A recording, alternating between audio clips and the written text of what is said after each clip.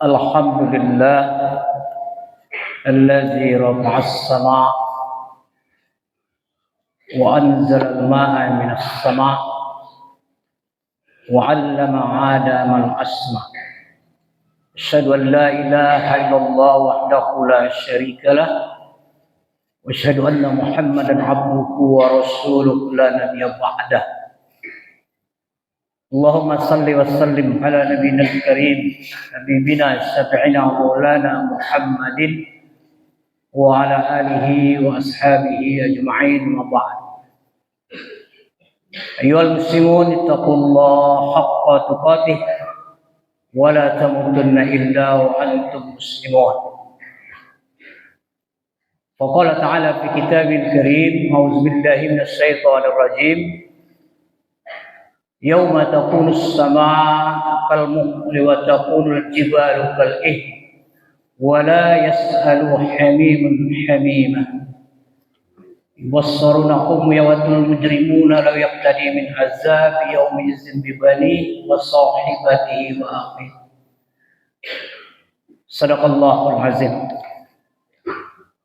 Kaum muslimin jemaah Jumat rahimakumullah, kita bersyukur kepada Allah Subhanahu wa taala. Allah permudah kita melangkahkan kaki, mengayunkan tangan menuju rumah Allah dalam rangka melaksanakan salat Jumat berjamaah.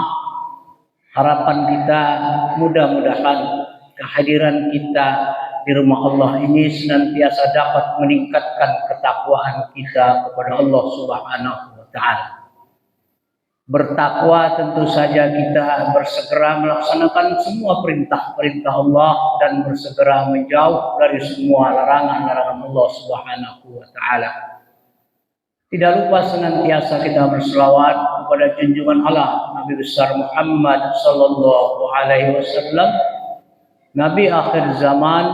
Tentu saja tidak ada lagi nabi setelah beliau. Saudaraku seiman dalam Islam, minggu kedua kita ada di bulan yang kita muliakan, yaitu di awal tahun Hijriah. Tidak terasa baru saja kita euforia mengangkat, mengistimewakan, mengingat tahun baru Hijriah, yaitu tahun baru Islam. Tetapi hari ini langkah kaki kita, helaan nafas kita sudah masuk minggu kedua. Waktu memang terasanya sangat cepat. Makanya seorang ulama besar yang terkenal, Hasan Al-Banna, mengatakan bahwa manusia itu adalah onggokan waktu. Manusia itu hanya seonggokan waktu. Apabila matahari terbenam, maka bagian dari tubuh kita lepas. Setiap hari, maka setiap hari itu pula lah bagian-bagian tubuh kita terlepas. Maka sampai waktunya nanti selesai, itulah berakhir yang disebut dengan seonggok manusia. Kapan dia akan berakhir kita tidak tahu. Tetapi waktu tetap bergulir. Maka yang diingat dari seonggok waktu ini yang kita sebut manusia, bukan berapa lama kita hidup, bukan berapa panjang umur dan usia kita, tetapi yang akan diingat dari kita adalah apa yang kita lakukan dalam mengisi waktu ini. Kita berkaca daripada orang-orang yang terdahulu. Umar bin Abdul Aziz, usia beliau hanya 39 tahun. Sebagai umarok hanya 2 tahun. Dari usia 37 sampai 39. 2 tahun memimpin dunia, tetapi sejarahnya sampai hari ini disebut Beliaulah satu-satunya pemimpin setelah Khulafaur Rasyidin yang membebaskan manusia dari zakat. Hampir-hampir tidak ada manusia yang menerima zakat karena kemakmuran, kekayaan yang begitu hebat beliau lakukan di masa kepemimpinan beliau yang 2 tahun tersebut. Al-Fatih, seorang pemimpin Ottoman, usia beliau hanya sekitar 45 tahun. Memimpin hanya sebentar saja, tapi sampai hari ini legasi-legasi yang beliau tinggalkan selalu dibicarakan. Salah satunya adalah Masjid Hagia Sophia di Turki. Kita bandingkan dengan pemimpin-pemimpin hari ini yang mungkin menjabat sampai 2 sampai 3 periode. Tetapi yang dicatat oleh sejarah waktu ini hanyalah kerusakan, kemunafikan, pengerukan, bahkan kemiskinan menyebar kemana-mana. Umar bin Abdul Aziz tidak meninggalkan harta pribadi, tetapi pemimpin-pemimpin hari ini baru sebentar memimpin, harta pribadinya sudah menumpuk. Itulah perbedaan pemimpin-pemimpin dahulu dalam mengisi waktu. Saudaraku seiman dalam Islam, begitu juga para ulama.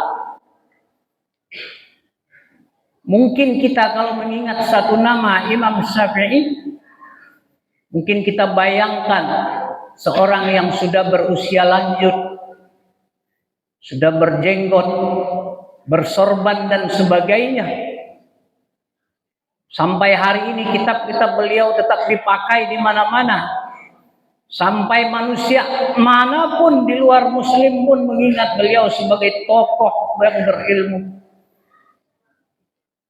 Berapa kira-kira usia beliau?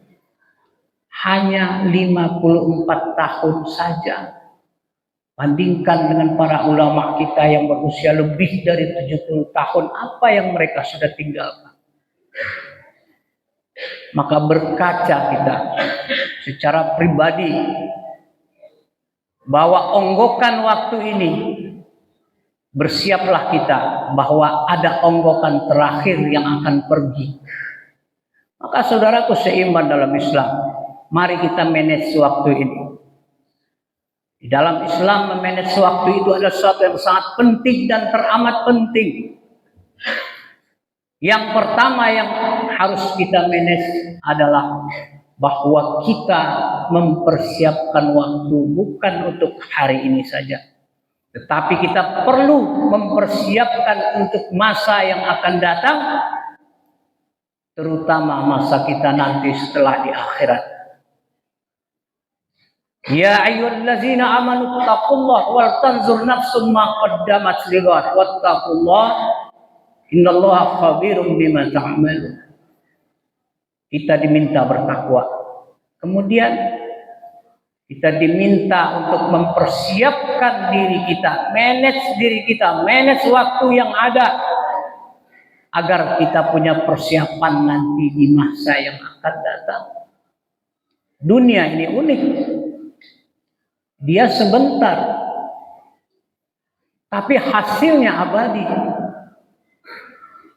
Kita hidup tidak lama, tetapi hasilnya abadan abada akan kita peroleh nanti di akhirat selama-lamanya. Maka kita manage bahwa kehidupan ini tidak boleh pasif, harus aktif. Dari langkah ke langkah yang kita langkahkan harus terisi. Setiap napas yang kita hirup, oksigen yang kita ambil dari muka bumi ini harus ada manfaatnya. Khairukum anfa'ukum linnas. Sebaik-baik kamu adalah yang bermanfaat bagi manusia. Maka saudaraku seiman dalam Islam, dianjurkan kita oleh Rasulullah memanage waktu, bahwa dunia ini perlu kita kejar, ka'annaka ta'isu abada. Boleh kamu kejar seolah-olah kamu hidup selama-lamanya. Setelah sholat subuh, kita menyebar di muka bumi ini. Kita cari nafkah. Tetapi nafkah yang benar-benar diridhoi oleh Allah Subhanahu wa taala. Berikhtiarlah dengan sangat keras seolah-olah kita tidak akan meninggalkan dunia ini. Itu dibolehkan. Tapi jangan lupa kita manage juga. Sekerasnya kita berikhtiar untuk dunia, maka dunia yang akan kita peroleh itu kita hikmatkan untuk akhirat kita. Karena katamu tuh, seolah-olah besok kita akan mati. Itulah manajemen waktu. Kita berikan pendidikan yang baik kepada anak-anak kita, seolah-olah kita meninggalkan legasi agar anak-anak itu dapat menjadi corong kita kelak. Apa yang dilakukan oleh anak-anak kita, maka itulah gambaran kita setelah kita wafat. Apa yang buruk dilakukan oleh anak-anak kita, baik oleh kita sekarang, itu akan menjadi corong bagi orang tua kita. Maka bagi kita yang orang tuanya sudah tidak ada, berbuat baiklah. Berbuat baik sebaik-baiknya. Karena kita adalah corong daripada orang tua kita. Jangan sampai orang mengatakan si Fulan bin Fulan perbuatannya begitu buruk sama dengan bapaknya. Si Anu bin Anu perbuatannya begitu jelek, mungkin bapaknya lah yang mengajarkannya. Ini harus kita hindari. Kita manage hidup waktu dunia ini agar itu dapat memperbaiki kehidupan akhirat kita dan menerangkan kehidupan akhirat orang-orang tua kita. Itulah kebaikan waktu yang harus kita manfaatkan. Saudaraku seiman dalam Islam, maka faiza faragta fansab, kita manage yang ketiga. Waktu itu harus continuous task. Harus continue, tidak boleh berhenti, tidak boleh pasif. Apabila kita sudah melakukan satu ibadah, satu perbuatan, jangan berhenti, lakukan perbuatan yang lain. Lakukan amal-amal ibadah yang lain. Kita tidak boleh berhenti, tidak boleh banyak di tempat tidur.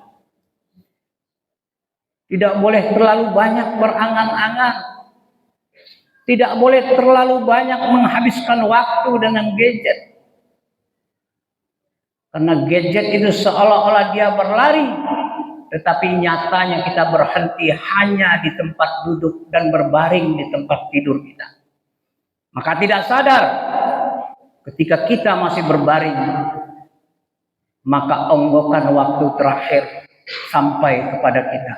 Diumumkanlah bahwa si Fulan bin Fulan telah meninggal dunia. Selesai. Tidak ada lagi catatan yang bisa kita catatkan. Semua akan menjadi kemanfaatan atau kemudaratan bagi kehidupan kita kelak. Wallahu a'lam bishawab. Barakallahu li wa lakum wa nafa'ani wa iyyakum bima fihi minal ayati wal hakim. Taqabbal minni wa minkum tilawatahu innahu huwal ghafurur rahim.